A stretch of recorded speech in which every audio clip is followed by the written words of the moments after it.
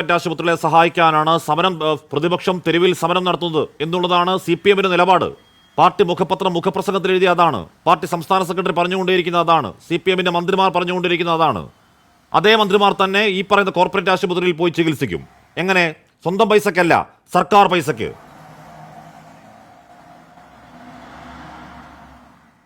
അതെ ഹാഷ്മി, ആ കാര്യം പറയുമ്പോൾ ഈ ശ്രീ കെ കരുണാകരൻ മുഖ്യമന്ത്രി ആയിരിക്കെ 1993 കേരള സംസ്ഥാന നിയമസഭയിൽ, കേരള അസംബ്ലിയിൽ ഈ MLA-മാർക്ക് ചികിത്സാ സൗകര്യം ഏർപ്പെടുത്തിക്കൊണ്ടുള്ള വിശദമായൊരു ബില്ല് അവതരിപ്പിച്ച് ചർച്ച ചെയ്ത് ഏകകണ്ഠമായി പാസ്സാക്കുന്നത്. അന്ന് മുതൽ ഇങ്ങോട്ട് അത് അവൈൽ ചെയ്യുന്നുണ്ട് എല്ലാ MLA-മാരും. മുഖ്യമന്ത്രി അടക്കം MLA ആണല്ലോ പ്രാഥമികമായി. മുഖ്യമന്ത്രി ഇവിടെ MLA-യും മന്ത്രിമാരും സർക്കാർ ചെലവിൽ ഇപ്പോ മുഖ്യമന്ത്രി എന്ന് പറയുന്ന സംസ്ഥാനത്തിന്റെ ടോപ്പ് എക്സിക്യൂട്ടീവാണ്. ആ ടോപ്പ് എക്സിക്യൂട്ടീവിന് ടോപ്പ് ചികിത്സ നൽകണം. അത് കേരളത്തിന്റെ ചെലവിൽ തന്നെ നൽകണം. അതിന് അമേരിക്കയല്ല, ഇനി ലോകത്ത് എവിടെ ഉണ്ടെങ്കിലും അവിടെ പോയി ചികിത്സിക്കണം എന്ന നിലപാട് തന്നെയാണ് ഞാൻ. മന്ത്രിമാർക്ക് ഈ പറയുന്ന പ്രിവിലേജ് ഉണ്ട്, അത് സംസ്ഥാനം അവരെ ചികിത്സിക്കാൻ ബാധ്യസ്ഥരാണ് എന്ന് പറഞ്ഞ് നമ്മൾ അവർക്ക് കൊടുക്കുന്ന പ്രിവിലേജ് ബഹുമാനമാണ്, തർക്കക്കാരത്തില്ല. പക്ഷേ എൻ്റെ പ്രശ്നം അതല്ല. എൻ്റെ പ്രശ്നം ഇവിടെ ഒരു സർക്കാർ ആശുപത്രിയിൽ ഒരു കെട്ടിടം ഇടിഞ്ഞു വീണ് ഒരു പരമസാധു സ്ത്രീ കൊല്ലപ്പെട്ടിട്ട് അതിൽ സമരം നടത്തുന്ന സമരസംഘടനകളെ ചൂണ്ടിക്കാണിച്ച് നിങ്ങൾ കോർപ്പറേറ്റ് ഈ ആൾക്കാരെ സഹായിക്കാനാണെന്ന് പറയുന്നതിൽ ഇരട്ടത്തപ്പ ഞാൻ ചൂണ്ടിക്കട്ടെ. അല്ലാതെ മന്ത്രിമാർ പോയി ചികിത്സ ഇടുന്നതിൻ്റെ കാര്യമല്ല ഞാൻ പറഞ്ഞത്. ഓക്കെ അത് ആ ഒരു പ്രശ്നം മാത്രമായിട്ട് നമ്മൾ എടുക്കുമ്പോൾ ഹാഷ്മി കാണുന്ന പ്രധാനപ്പെട്ട ഒരു കാര്യം എന്താണ്? 2 തരം ചികിത്സാ സംവിധാനങ്ങളാണ് സമൂഹത്തിൽ നിലവിലിരിക്കുന്നത്. ഒന്ന് നമ്മൾ പറയുന്ന ഈ പബ്ലിക് ഹെൽത്ത് സിസ്റ്റം, മറ്റേത് താങ്കൾ തന്നെ സൂചിപ്പിച്ച CPM-ന്റെ നേതാക്കന്മാരടക്കം സംസാരിക്കുമെന്ന് പറയുന്ന ഹെൽത്ത് കെയർ ഇൻഡസ്ട്രി. അത് ഇൻഡസ്ട്രിയായിട്ട് തന്നെയാണ് സമൂഹം അംഗീകരിച്ചിരിക്കുന്നത്. ഹെൽത്ത് കെയർ ഇൻഡസ്ട്രി തന്നെയാണ് അതിന് പേരും വ്യാഖ്യാനവും അങ്ങനെ തന്നെയാണ്. മറ്റേതാണ് പബ്ലിക് ഹെൽത്ത് മേഖല എന്ന് പറയുന്നത്, മറ്റേതാണ്. അതാണ് പൊതുജനാരോഗ്യ സംവിധാനം എന്ന് പറയുന്നത്. അത് രണ്ടിനെയും ഡിഫറൻഷ്യേറ്റ് ചെയ്യുന്ന ഒരുപാട് മാനകങ്ങൾ, ഇൻഡെക്സുകൾ ഉണ്ടെന്ന് നമുക്കെല്ലാവർക്കും അറിയുന്നതുമാണ്. അതിൻ്റെ വിശദമായ ചർച്ചകളിലേക്ക് പോകേണ്ടതില്ല. പക്ഷേ പ്രാഥമികമായി തന്നെ രണ്ടും രണ്ടാണ്. ആ രണ്ടിനെയാണോ, രണ്ടിലേതെങ്കിലും ഒന്നിനെയാണോ, അതോ ഒന്നിനു വേണ്ടി മാത്രമാണോ എന്നൊക്കെയുള്ളത് ഇതെല്ലാം കൂടി ചേരുന്നതാണ് നമ്മുടെ ആരോഗ്യ കേരളം എന്ന് പറയുന്നത്. നമ്മൾ ആരോഗ്യ കേരളം എന്ന് നമ്മൾ അഭിമാനത്തോടുകൂടി പറയുന്നത് ഈ പറയുന്ന എല്ലാം കൂടെ ചേർന്നാണ്, ഈ സ്പെക്ട്രം എല്ലാം കൂടെ ചേർന്നാണ് നമ്മൾ ആരോഗ്യ കേരളം എന്ന് പറയുന്നത്. ജയേന്ദ്രൻ, എൻ്റെ പ്രശ്നം അതൊന്നുമല്ല. എൻ്റെ പ്രശ്നം സ്വകാര്യ ആശുപത്രിയാണോ നല്ലത്, സ്വകാര്യ ആശുപത്രി ചികിത്സയ്ക്ക് പോകാമോ എന്നൊന്നും അല്ല എൻ്റെ പ്രശ്നം. എൻ്റെ പ്രശ്നം ഒരു പാവം സ്ത്രീ, അത്താഴപ്പട്ടണിക്കാരിയായ ഒരു വീട്ടിൻ്റെ ഏക വരുമാന മാർഗമായ ഒരു സ്ത്രീ അവരുടേതല്ലാത്ത കുറ്റത്തിന് പൂട്ടിയിട്ടുവെന്ന് മന്ത്രിമാരൊക്കെ കള്ളം പറഞ്ഞ കെട്ടിടത്തിൽ കയറി കുളിക്കാൻ കയറിയപ്പോൾ നെഞ്ചാങ്കൂട് തകർന്ന് തലച്ചോറ് പുറത്തായി മരിച്ചുപോയി. ഇവിടെ പ്രതിപക്ഷം പിന്നെ അതിൽ ശബ്ദമുയർത്തണ്ടേ, അതിൽ സമരം ചെയ്യണ്ടേ? ഒരു മന്ത്രി പറയുകയാണ് ഈ മരണങ്ങളെ ആഘോഷമാക്കാണെന്ന് പറയുക, അതാണോ ശരി?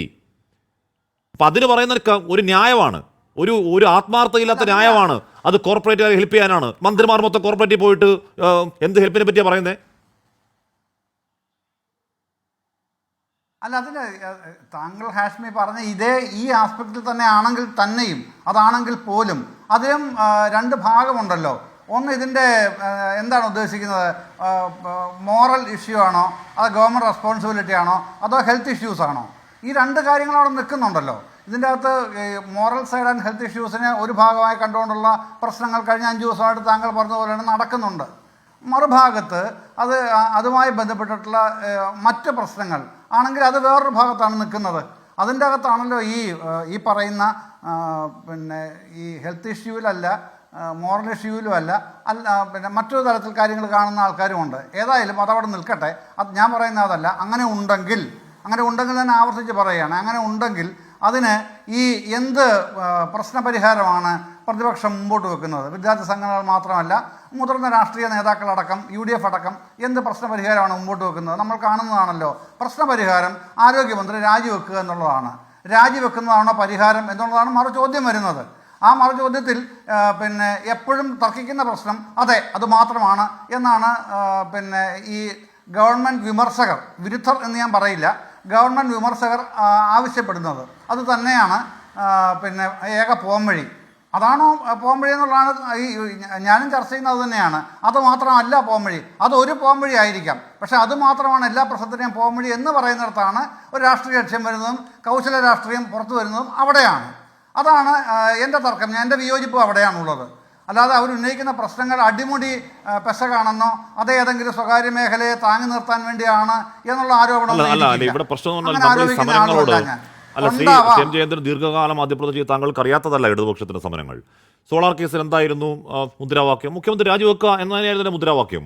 അവിടെ ഈ പറയുന്ന സെക്രട്ടേറിയറ്റ് അടുത്ത കാലത്ത് കേരളം കാണാത്തൊരു സമരത്തിൽ അവിടെ സെക്രട്ടേറിയറ്റ് വളഞ്ഞ് സമരം സംഭവിപ്പിച്ചതും എന്തെന്നറിയാത്ത കാരണത്താൽ പെട്ടെന്ന് ആ സമരം ഇല്ലാതായിപ്പോയതും ആ മുഖ്യമന്ത്രിയുടെ നെറ്റിയെറിഞ്ഞ് പൊട്ടിച്ചതും എല്ലാ മന്ത്രിമാരെയും വഴിയിൽ കരിങ്കുടി കാണിച്ച് തടഞ്ഞതും എത്ര ബാർക്കോഴ സമയത്ത് നിയമസഭയ്ക്കുള്ളിൽ നടത്തിയ സമരങ്ങളും ഹർത്താലുകളും ഇതൊക്കെ നമ്മൾ പെട്ടെന്ന് മറത്തുപോകാൻ പറ്റുമോ?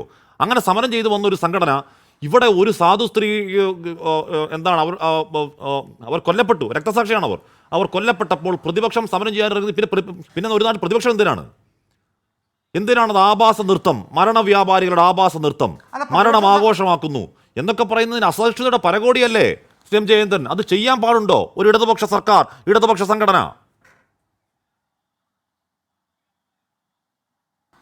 അല്ല, അത് ഈ പ്രതിപക്ഷത്തിൻ്റെ ചുമതലയാണ് പ്രതിഷേധിക്കുക, വിമർശിക്കുക, സമരം ചെയ്യുക എന്നുള്ളതൊക്കെ. അല്ലെങ്കിൽ പിന്നെ അവർ പ്രതിപക്ഷമല്ല, പ്രതിപക്ഷത്തിൻ്റെ ജഡം മാത്രമായി നിൽക്കും.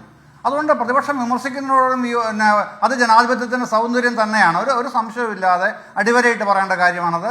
പ്രതിപക്ഷത്തിന് ധർമ്മമാണ് പ്രതിഷേധിക്കുക, വിമർശിക്കുക, സമരം ചെയ്യുക എന്നുള്ളതൊക്കെ. അതിലൊന്നും ഒരു തർക്കവും എനിക്കുള്ള ആളെ അല്ല.